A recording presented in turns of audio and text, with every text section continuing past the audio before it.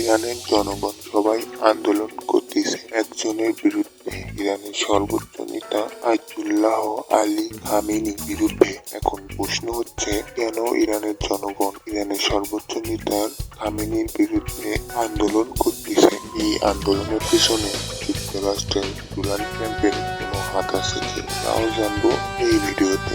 ইরানের সর্বোচ্চ নেতা আয়াতুল্লাহ আলী খামেনি 1979 সাল থেকে ইরানের সর্বোচ্চ নেতার দায়িত্ব পালন করতেছে। সেই হিসেবে 45 বছর ধরে ইরানের সর্বোচ্চ নেতার দায়িত্ব পালন করতেছে।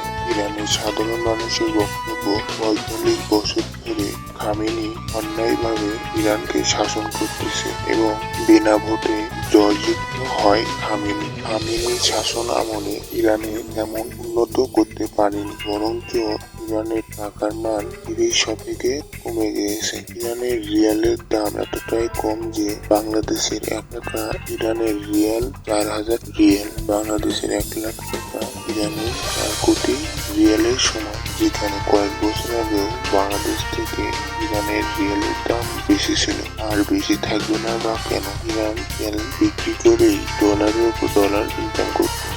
বিগত কয়েক বছর হলে যুক্তরাষ্ট্রের কারণে ইরানের তেল বিক্রি করতে পারছে না, এই জন্য ইরানের রিয়ালের দাম দিন দিন কমে যাচ্ছে। যুক্তরাষ্ট্র ইরানকে তেল বিক্রি করতে বাধা দিচ্ছে কেন?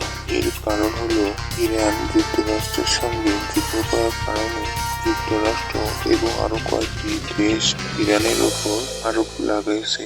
মানে ইরান কাউকে, কোনো দেশকে বা নিজস্ব ব্যবসা প্রতিষ্ঠানে তাদের দেশে পণ্য বা তেল কোনো কিছু বিক্রি করতে পারবে না। যারা ইরান থেকে কোনো কিছু কিনবে তাদের উপর যুক্তরাষ্ট্র যুদ্ধ ঘোষণা করবে। এই জন্য কোনো দেশ ইরানের থেকে কোনো তেল কিনছে না। এই জন্য ইরানের রিয়ালের দাম কমে যাচ্ছে। ইরানের রিয়ালের দাম কমে যাওয়ার পরেও আয়াতুল্লাহ আলী খামেনি চীন থেকে আধুনিক অস্ত্রশস্ত্র কিনতেছে। এর কারণে ইরানের রিয়ালের দাম আরো কমে যাচ্ছে।